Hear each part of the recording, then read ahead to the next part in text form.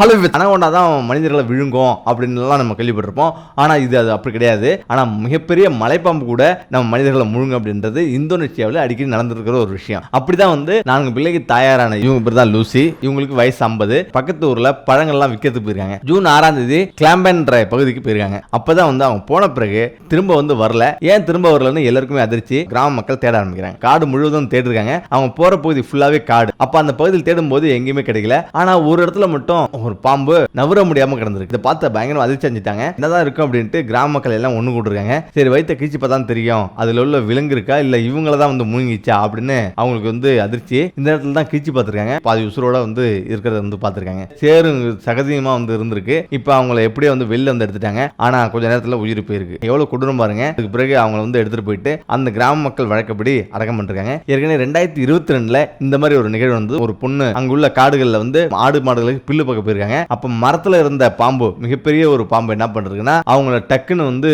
உடம்ப சுத்தி அவங்க முழுங்கிருக்கு. அவங்களும் எவ்வளவு கூச்சலிட்டு இருக்காங்க.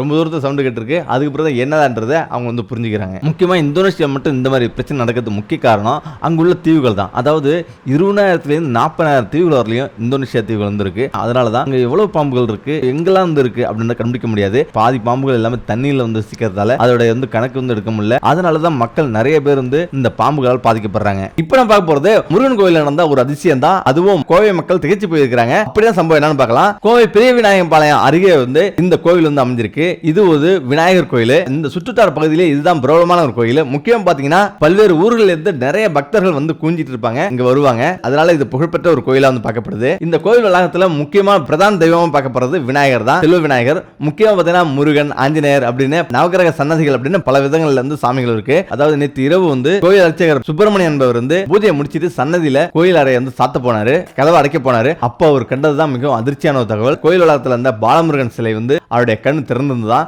அது எப்போதுமே அவருடைய கண் மூடியே இருக்கும். திறந்திருந்ததை பார்த்து பயங்கரமா அதிர்ச்சி அடைஞ்சிட்டாரு. உடனே கோவில் நிர்வாகிகளுக்கும் உடனே தகவல் கொடுத்துட்டாரு. தகவல் கொடுத்த அடுத்த நொடியே நிர்வாகிகளும் வந்துட்டாங்க. ஊர் மக்கள் கூட்டிட்டாங்க. இப்ப பார்த்தா உண்மையிலேயே அதுக்கு அந்த முருகன் சிலையில பாலமுருகன் சிலையில கண் திறந்திருக்கு. இதை பார்த்து மக்கள் உடனே வீடியோ எடுத்து அதை இணையதளம் முழுக்க பரவிட்டு இருக்காங்க. இதை பார்த்து ஏராளமான பக்தர்களும் குவிஞ்சிருக்காங்க. இப்ப எதனால இது கண்ணை திறந்தது அப்படின்னு யாருக்குமே தெரியலையா. இது ஒரு அதிசயமாவே பார்க்கப்படுது.